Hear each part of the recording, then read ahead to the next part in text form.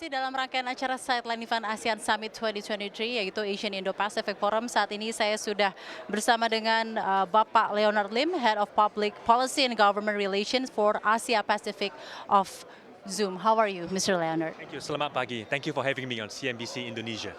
That's a great bahasa. Thank you so much for having us as well. So the first question is, how significant is ASEAN market for Zoom, sir? Yes, I think Southeast Asia as a whole is a very important region for Zoom.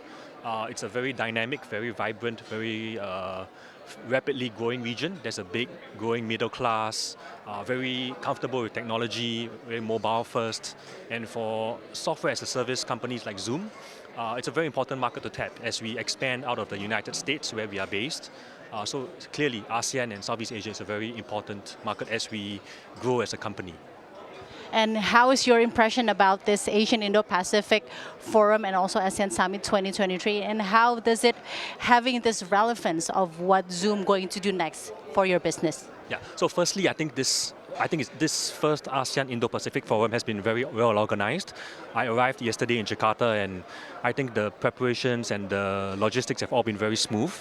It's a very good lineup of speakers as well. I think a lot of global leaders, politicians, business representatives have all come to join the forum. I think it's a good platform to discuss partnerships between the government and business on how we can achieve certain priorities in Southeast Asia.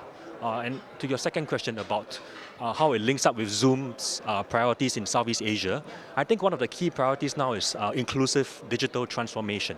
I think a lot of people in Southeast Asia can continue to use more technologies, can continue to upskill and reskill and be plugged into the digital revolution and essentially increase their digital literacy.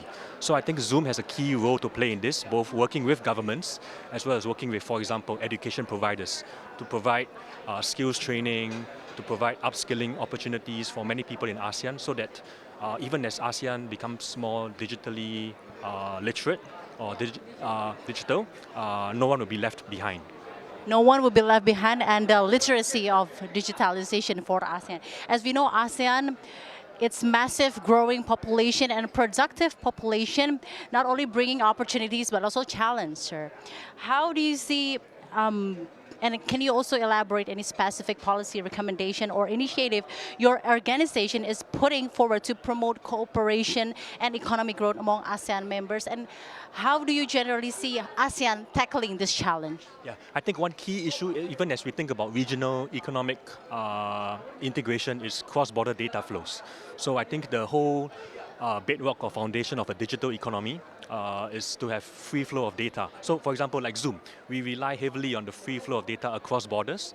If data were to stay inside the country, Zoom would not be as quick or as clear in a Zoom call as what it is now. So I think that's one of the priorities as well of many ASEAN governments, as well as the ASEAN Summit, I think. So cross-border data flows is also one priority that we hope to work with governments with and help them to understand that it's a key part of the digital economy going forward.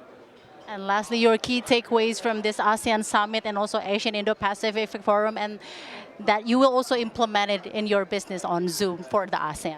Yeah, no, I think a key takeaway is that we have to continue talking as a company to policymakers in the region to understand the issues they are facing and also to explain to them how we can work together with them in the area of digitalization, in the area of, say, sustainability. And I think with such partnerships between business and government, that's the good way forward. So ASEAN Summit and the ASEAN Indo-Pacific Forum are good platforms, I think, for us to do such talk. Thank you so much. Thank you so much for your time in CNBC Indonesia. A pleasure to have you and success for Zoom. Thank you. Thank you. Thank you, sir. Thank you. Dan demikian interview kita bersama dengan Bapak Leonard Lim, Head of Public Policy and Government dari Zoom, CNBC Indonesia Beyond Business.